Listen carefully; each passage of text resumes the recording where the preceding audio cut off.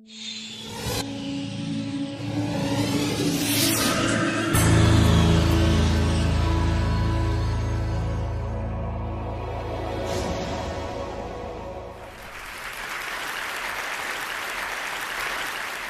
I want to start by offering you a free, no-tech life hack. And all it requires of you is this, that you change your posture for 2 minutes. But before I give it away, I want to ask you to right now do a little audit of your body and what you're doing with your body. So how many of you are sort of making yourselves smaller? Maybe you're hunching, crossing your legs, maybe wrapping your ankles. Sometimes we hold on to our arms like this. Sometimes we spread out. I see you. So I want you to pay attention to what you're doing right now. We're going to come back to that in a few minutes, and I'm hoping that if you sort of learn to tweak this a little bit, it could significantly change the way your life unfolds. So we're really fascinated with body language, and we're particularly interested in other people's body language.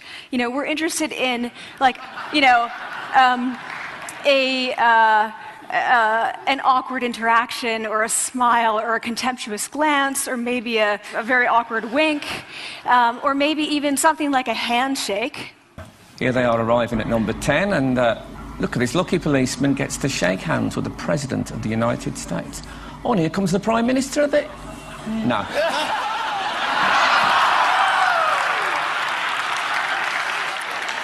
So a handshake, or the lack of a handshake, can have us talking for weeks and weeks and weeks, even the BBC and the New York Times. So obviously, when we think about nonverbal behavior or body language, but we call it nonverbals as social scientists, it's language. So we think about communication. When we think about communication, we think about interactions. So what is your body language communicating to me? What's mine communicating to you? And there's a lot of reason to believe that this is a valid way to look at this. So social scientists have spent a lot of time looking at the effects of our body language or other people's body language on judgments. And we make sweeping judgments and inferences from body language. And those judgments can predict really meaningful life outcomes, like who we hire or promote, who we ask out on a date. For example, Nalini Ambady, a researcher at Tufts University, shows that when people watch 30-second soundless clips of real physician-patient interactions, their judgments of the physician's niceness predict whether or not that physician will be sued. So it doesn't have to do so much with whether or not that physician was incompetent, but do we like that person and how they interacted? Even more dramatic, Alex Todorov at Princeton has shown us that judgments of political candidates' faces in just 1 second predict 70% of US Senate and gubernatorial race outcomes. And even, let's go digital, emoticons used well in online negotiations can lead you to claim more value from that negotiation. If you use them poorly, bad idea, right? So when we think of nonverbals, we think of how we judge others, how they judge us, and what the outcomes are. We tend to forget, though, the other audience that's influenced by our nonverbals, and that's ourselves. We are also influenced by our nonverbals, our thoughts and our feelings and our physiology. So what nonverbals am I talking about? I'm a social psychologist, I study prejudice, and I teach at a competitive business school. So it was inevitable that I would become interested in power dynamics. I became especially interested in nonverbal expressions of power and dominance.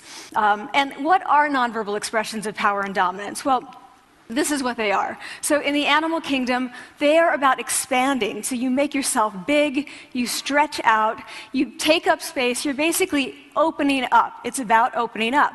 And this is true across the animal kingdom. It's not just limited to primates, and humans do the same thing.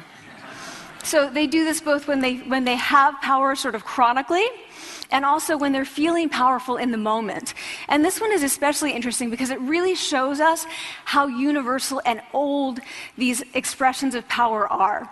This expression, which is known as pride, Jessica Tracy has studied, she shows that people who are born with sight and people who are congenitally blind do this when they win at a physical competition. So when they cross the finish line and they've won, it doesn't matter if they've never seen anyone do it, they do this. So the arms up in the V, the chin is slightly lifted. What do we do when we feel powerless? We do exactly the opposite. We close up, we wrap ourselves up, we make ourselves small. We don't want to bump into the person next to us. So again, both animals and humans do the same thing. And this is what happens when you put together high and low power. So what we tend to do when it comes to power is that we complement the other's nonverbals. So if someone's being really powerful with us, we tend to make ourselves smaller. We don't mirror them, we do the opposite of them. So I'm watching this behavior in the classroom, and what do I notice? I notice that MBA students really exhibit the full range of power nonverbals. So you have people who are like caricatures of alphas, like really coming into the room. They get right into the middle of the room before class even starts, like they really want to occupy space. When they sit down, they're sort of spread out. They raise their hands like this. You have other people who are virtually collapsing when they come in. As soon as they come in, you see it. You see it on their faces and their bodies, and they sit in their chair and they make themselves tiny, and they go like this when they raise their hand. I noticed a couple things about this. One, you're not going to be surprised. It seems to be related to gender. So women are much more likely to do this kind of thing than men. Women feel chronically less powerful than men, so this is not surprising. But the other thing I noticed is that it also seemed to be related to the extent to which the students were participating and how well they were participating. And this is really important in the MBA classroom because participation counts for half the grade. So business schools have been struggling with this gender grade gap. You get these equally qualified women and men coming in, and then you get these differences in grades, and it seems to be partly attributable to participation.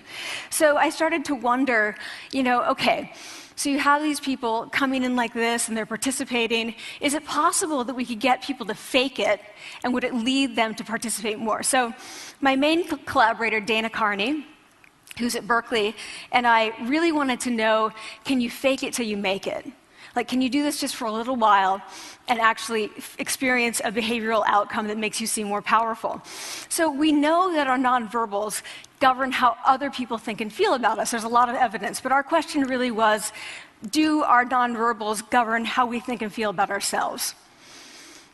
There's some evidence that they do. So, for example, when we smile when we feel happy, but also when we're forced to smile by holding a pen in our teeth like this, it makes us feel happy. So it goes both ways. When it comes to power, it also goes both ways. So when you feel powerful, you're more likely to do this, but it's also possible that when you pretend to be powerful, you are more likely to actually feel powerful. So the second question really was, so we know that our minds change our bodies, but is it also true that our bodies change our minds? And when I say minds, in the case of the powerful, what am I talking about? So I'm talking about thoughts and feelings and the sort of physiological things that make up our thoughts and feelings. And in my case, that's hormones. I look at hormones. So what do the minds of the powerful versus the powerless look like? So powerful people tend to be, not surprisingly, more assertive and more confident, more optimistic. They actually feel that they're going to win even at games of chance. They also tend to be able to think more abstractly. So there are a lot of differences. They take more risks. There are a lot of differences between powerful and powerless people. Physiologically, there also are differences on two key hormones, testosterone, which is the dominance hormone, and cortisol, which is the stress hormone. So what we find is that high-power alpha males in primate hierarchies have high testosterone and low cortisol. And powerful and effective leaders also have high testosterone and low cortisol. So what does that mean? When you think about power, people tended to think only about testosterone because that was about dominance. But really, power is also about how you react to stress. So do you want the high-power leader that's dominant, high on testosterone, but really stress reactive? Probably not, right? You want the person who's powerful and assertive and dominant, but not very stress reactive, the person who's laid back.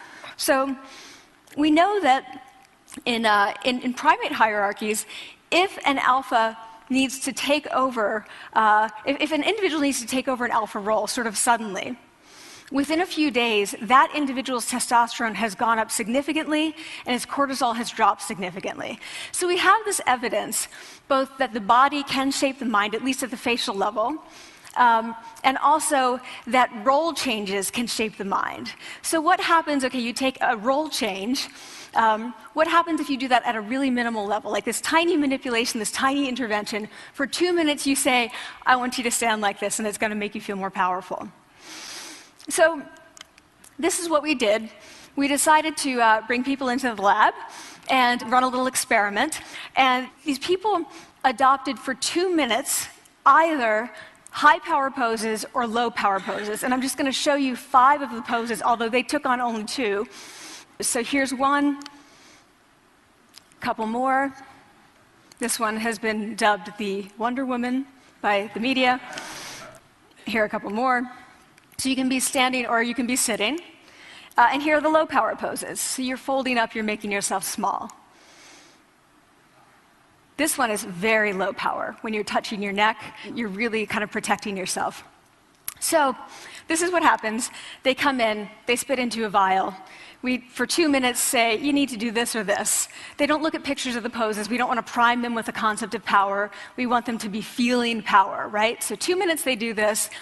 We then ask them, how powerful do you feel on a series of items? And then we give them an opportunity to gamble. And then we take another saliva sample. That's it. That's the whole experiment. So this is what we find. Risk tolerance, which is the gambling. What we find is that when you're in the high power pose condition, 86% of you will gamble. When you're in the low power pose condition, only 60%. And that's a pretty whopping significant difference. Here's what we find on testosterone. From their baseline when they come in, high power people experience about a 20% increase, and low power people experience about a 10% decrease. So again, 2 minutes and you get these changes. Here's what you get on cortisol. High power people experience about a 25% decrease, and the low power people experience about a 15% increase. So 2 minutes lead to these hormonal changes that configure your brain to basically be either assertive, confident, and comfortable, or really stress reactive, and feeling sort of shut down. And we've all had that feeling, right? So it seems that our nonverbals do govern how we think and feel about ourselves. So it's not just others, but it's also ourselves. Also, our bodies change our minds. But the next question, of course, is, can power posing for a few minutes really change your life in meaningful ways? So this is in the lab, it's this little task, it's just a couple of minutes. Where can you actually apply this, which we cared about, of course. And so we think it's really what matters, where you want to use this is evaluative situations, like social threat situations. Where are you being evaluated? Either by your friends, like for teenagers, it's at the lunchroom table. It could be, for some people, it's speaking at a school board meeting. It might be giving a pitch, or giving a talk like this, or doing a job interview. We decided that the one that most people could relate to, because most people had been through, was the job interview. So we published these findings, and the media are all over it, and they say, okay, so this is what you do when you go in for the job interview, right? So we were, of course, horrified and said, oh my God, no, that's not what we meant at all, for numerous reasons. No, don't do that. Again, this is not about you talking to other people, it's you talking to yourself. What do you do before you go into a job interview? You do this. Right? You're sitting down, you're looking at your iPhone or your Android, not trying to leave anyone out. You're looking at your notes, you're hunching up, making yourself small, when really what you should be doing maybe is this, like in the bathroom, right? Do that, find 2 minutes. So that's what we want to test, okay? So we bring people into a lab, and they do either high or low power poses again. They go through a very stressful job interview. It's 5 minutes long. They are being recorded, they're being judged also, and the judges are trained to give no nonverbal feedback. So they look like this. Like, imagine this is the person interviewing you. So for 5 minutes, nothing. And this is worse than being heckled. People hate this. It's what Marianne LaFrance calls standing in social quicksand. So this really spikes your cortisol. So this is the job interview we put them through, because we really wanted to see what happened. We then have these coders look at these tapes, 4 of them. They're blind to the hypothesis, they're blind to the conditions. They have no idea who's been posing in what pose. And they end up looking at these sets of tapes and they say, oh, we want to hire these people, all the high-power posers. We don't want to hire these people. We also evaluate these people much more positively overall. But what's driving it? It's not about the content of the speech. It's about the presence that they're bringing to the speech. We also, because we rate them on all these variables related to sort of competence, like how well structured is the speech? How good is it? What are their qualifications? No effect on those things. This is what's affected, these kinds of things. People are bringing their true selves, basically. They're bringing themselves. They bring their ideas, but as themselves, with no residue over them. So this is what's driving the effect, or mediating the effect. So when I tell people about this, that our bodies change our minds, and our minds can change our behavior, and our behavior can change our outcomes, they say to me, it feels fake, right? So I said, fake it till you make it. Like, it's not me. Like, I don't want to get there and then still feel like a fraud. I don't want to feel like an imposter. I don't want to get there only to feel like I'm not supposed to be here. And that really resonated with me, because I want to tell you a little story about being an imposter and feeling like I'm not supposed to be here. When I was 19, I was in a really bad car accident. I was thrown out of a car, rolled several times. I was thrown from the car, and I woke up in a head injury rehab ward. And I had been withdrawn from college, and I learned that my IQ had dropped by 2 standard deviations, which was very traumatic. I knew my IQ because I had identified with being smart, and I had been called gifted as a child. So I'm taken out of college. I keep trying to go back. They say, you're not going to finish college. Like, just, there are other things for you to do, but that's not going to work out for you. So I really struggled with this, and I have to say, having your identity taken from you, your core identity, and for me it was being smart, having that taken from you, there's nothing that leaves you feeling more powerless than that. So I felt entirely powerless. I worked and worked and worked, and I got lucky and worked and got lucky and worked. Eventually I graduated from college. It took me 4 years longer than my peers, and I convinced someone, my angel advisor, Susan Fisk, to take me on. And so I ended up at Princeton, and I was like, I am not supposed to be here. I am an imposter. And the night before my first year talk, and the first year talk at Princeton is a 20-minute talk to 20 people. That's it. I was so afraid of being found out the next day that I called her and said, I'm quitting. She was like, you are not quitting, because I took a gamble on you and you're staying. You're going to stay, and this is what you're going to do. You're going to fake it. You're going to do every talk that you ever get asked to do. You're just going to do it and do it and do it, even if you're terrified and just paralyzed and having an out-of-body experience, until you have this moment where you say, oh my gosh, I'm doing it. Like, I have become this. I am actually doing this. So that's what I did. 5 years in grad school. A few years, I'm at Northwestern. I moved to Harvard. I'm at Harvard. I'm not really thinking about it anymore, but for a long time I had been thinking, not supposed to be here, not supposed to be here. So at the end of my first year at Harvard, a student who had not talked in class the entire semester, who I had said, look, you got to participate or else you're going to fail, came into my office. I really didn't know her at all. And she came in totally defeated, and she said, I'm not supposed to be here.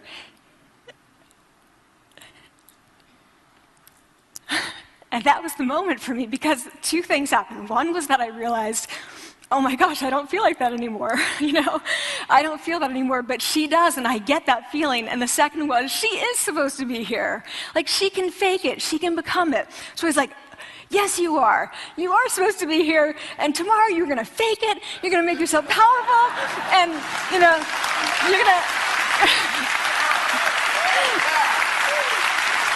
and you're going to go into the classroom, and you are going to give the best comment ever, And she gave the best comment ever, and people turned around, they were like, oh my God, I didn't even notice her sitting there, She comes back to me months later, and I realized that she had not just faked it till she made it, she had actually faked it till she became it. So she had changed. And so I want to say to you, don't fake it till you make it. Fake it till you become it. It's not do it enough until you actually become it and internalize. The last thing I want to leave you with is this. Tiny tweaks can lead to big changes. So this is 2 minutes. 2 minutes, 2 minutes, 2 minutes. Before you go into the next stressful evaluative situation, for 2 minutes, try doing this in the elevator, in a bathroom stall, at your desk behind closed doors. That's what you want to do. Configure your brain to cope the best in that situation. Get your testosterone up, get your cortisol down. Don't leave that situation feeling like, oh, I didn't show them who I am. Leave that situation feeling like, oh, I really feel like I got to say who I am and show who I am. So I want to ask you first, both to try power posing, and also I want to ask you to share this science, because this is simple. I don't have ego involved in this. Give it away, share it with people, because the people who can use it the most are the ones with no resources and no technology and no status and no power. Give it to them, because they can do it in private. They need their bodies, privacy, and 2 minutes, and it can significantly change the outcomes of their life. Thank you.